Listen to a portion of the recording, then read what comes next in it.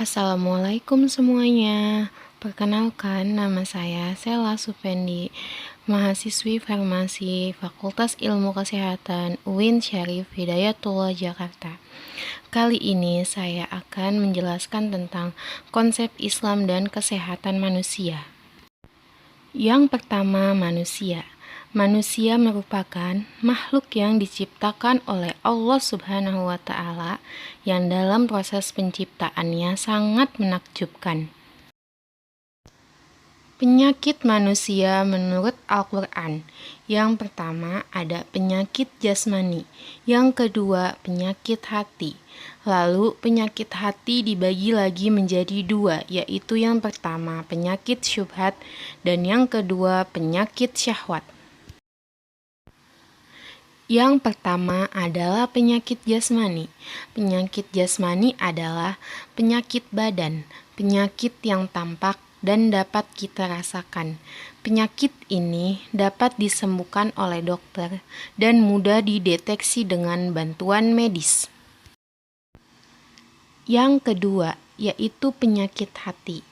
Penyakit hati adalah sifat dan sikap buruk dan merusak rohani yang akan mengganggu kebahagiaan manusia, merintanginya untuk memperoleh keridhaan Allah Subhanahu wa Ta'ala, dan mendorongnya untuk berbuat buruk dan merusak.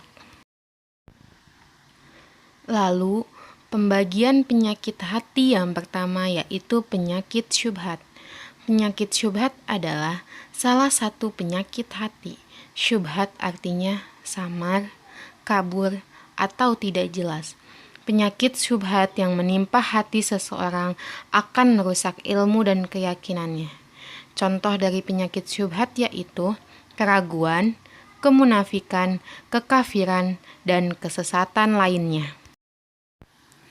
Penyakit hati yang kedua adalah penyakit syahwat. Penyakit syahwat adalah salah satu penyakit hati. Syahwat artinya selera, nafsu, keinginan, atau kecintaan. Penyakit ini akan mengikuti apa-apa yang disenangi oleh hati atau nafsu yang keluar dari batasan syariah. Penyakit ini akan menyebabkan kerusakan niat, kehendak, dan perbuatan orang yang tertimpa penyakit ini. Contoh dari penyakit syahwat yaitu rakus, tamak, ingin populer, mencari pujian, keji, zina, dan berbagai kesesatan lainnya. Obat dari segala penyakit. Yang pertama adalah doa.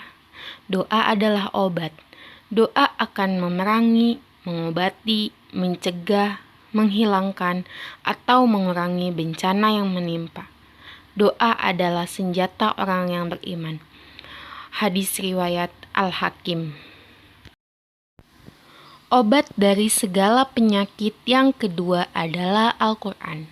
Al-Quran adalah wahyu yang diturunkan oleh Allah Subhanahu wa Ta'ala kepada Nabi Muhammad SAW melalui malaikat Jibril. Salah satu dari fungsi diturunkannya Al-Quran adalah sebagai obat bagi orang yang beriman, atau dalam bahasa Arab yang sering disebut dengan asy-syifa, seperti yang tercantum dalam Al-Quran Surat Al-Isra ayat 82. Anjuran berobat jika sakit. Sesungguhnya Nabi Muhammad SAW sangat menganjurkan kepada umatnya untuk berobat jika sakit. Karena Allah Subhanahu wa Ta'ala yang memberikan penyakit, pasti Allah juga menyediakan obatnya. Satu penyakit yang tidak ada obatnya, yaitu penyakit tua. Hukum berobat. Yang pertama adalah bila diketahui atau diduga kuat bahwa berobat sangat bermanfaat dan meninggalkannya akan berakibat kebinasaan, maka hukumnya menjadi wajib. Hukum berobat yang kedua adalah bila diduga kuat bahwa berobat sangat bermanfaat, namun meninggalkannya tidak berakibat kebinasaan yang pasti, maka melakukannya itu lebih utama. Hukum berobat yang ketiga adalah apabila dengan berobat diperkirakan kadar kemungkinan antara kesembuhan dan kebinasaannya sama, maka meninggalkannya lebih utama agar dia tidak melemparkan dirinya dalam kehancuran tanpa dia sadari. Hukum berobat menjadi haram apabila berobat dengan barang-barang yang diharamkan dalam agama Islam. Bahan-bahan yang dilarang bagi pengobatan dalam Islam. Yang pertama, bahan atau hewan yang diharamkan secara syariat untuk dimakan, seperti najis, tuak, atau alkohol. Yang kedua, bahan yang secara langsung dilarang secara khusus, seperti besi panas dan racun. Ruqyah dan doa-doa. Islam mensyariatkan umatnya untuk pengobatan dengan mantra dan doa. Jika hal tersebut mengandung zikir kepada Allah Subhanahu wa Ta'ala dan diucapkannya dengan bahasa Arab yang dapat dimengerti, karena kata-kata yang tidak dapat dimengerti akan menimbulkan kemusyrikan. Pengobatan dalam Islam. Yang pertama, pengobatan dalam Islam harus sesuai dengan tuntunan syariat yang bersumber dari Al-Quran dan hadis. Yang kedua, Islam juga mensyariatkan untuk pengobatan dengan ruqyah dan doa.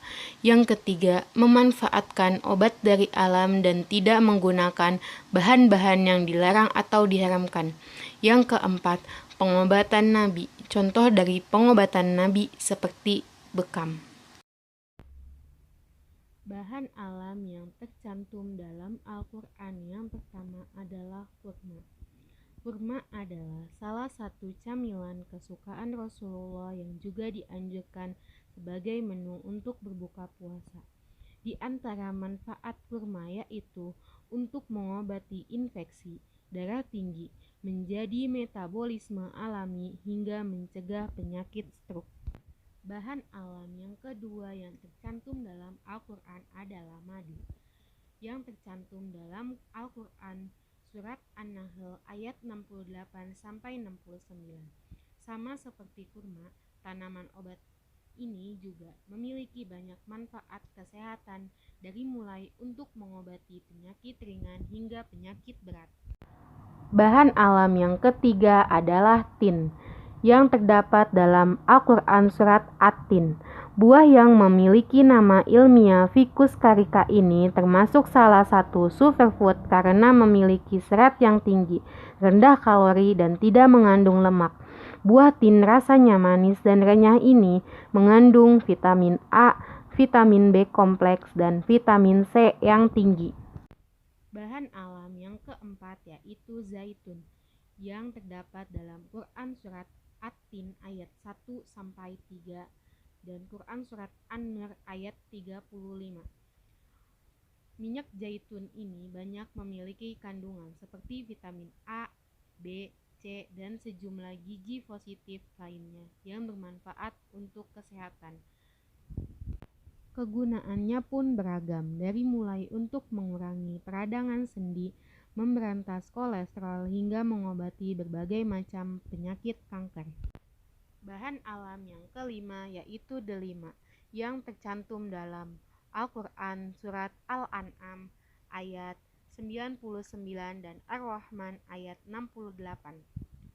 Obat ini memiliki kandungan antioksidan yang tinggi yang berguna untuk menurunkan kolesterol, menjaga aliran darah ke jantung, hingga menyehatkan tulang. Bahan alam yang keenam adalah jahe, yang tercantum dalam Al-Quran surat Al-Insan ayat 17. Di antara manfaat jahe yaitu menurunkan tekanan darah. Yang kedua, membantu pencernaan dan mencegah mual. Yang ketiga, mencegah tersumbatnya pembuluh darah. Yang keempat, jahe mengandung antioksidan. Yang kelima, pereda rasa sakit yang alami. Bahan alam yang terakhir yaitu pisang, yang tercantum dalam Al-Quran surat Al-Waqi'ah ayat 10-40. Manfaat dari pisang yaitu mencegah gangguan jantung dan pembuluh darah. Yang kedua, mengobati gangguan pencernaan.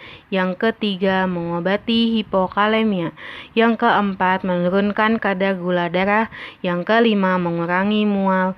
Yang keenam, mencegah depresi dan mengobati insomnia. Jadi kesimpulannya adalah semua penyakit yang diderita oleh manusia pasti ada obatnya, kecuali penyakit tua. Islam menganjurkan untuk berobat dengan tidak menggunakan bahan-bahan yang diharamkan dalam Islam. Terima kasih atas perhatiannya, semoga bermanfaat. Mohon maaf apabila ada kesalahan kata dan yang lainnya, karena kesempurnaan hanyalah milik Allah dan kesalahan hanyalah datang dari saya. Wassalamualaikum warahmatullahi wabarakatuh.